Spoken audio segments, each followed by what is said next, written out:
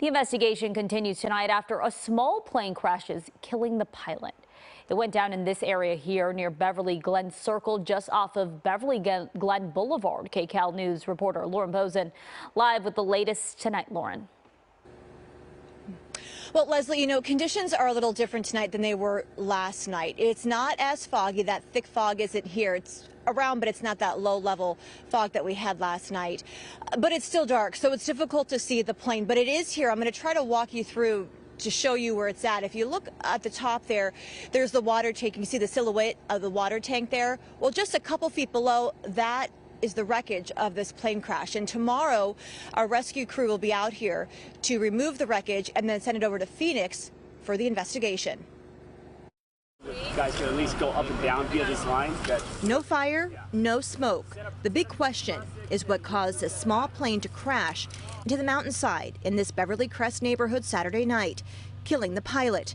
Some of the wreckage is behind this family's house. We were just kind of reflecting on everything from last night, and now that all the fog and everything cleared out, get a chance to see the damage and how close it was to home. On Sunday, LA City Fire Department Urban Search and Rescue Team removed the pilot's body from the scene, while federal investigators shed some light on what they're learning about the flight path moments up to the fatal crash.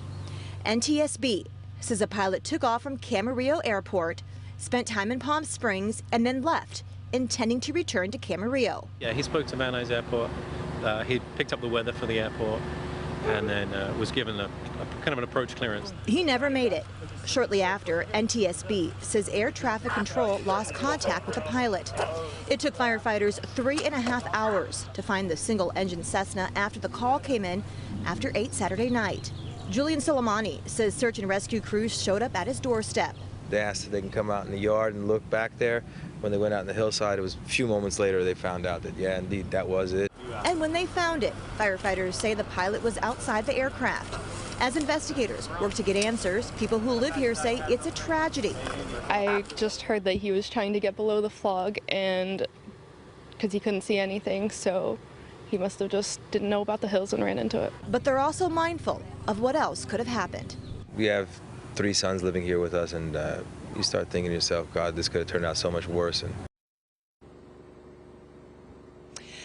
Earlier today, an organization that helps Jewish families in times of mourning was out here. While they didn't reveal the pilot's name, they did tell us that the pilot's family did reach out to them. They told us the pilot is a local Jewish father of 2 and is married. Reporting in Beverly Crest, Lauren Pozen, KCAL News.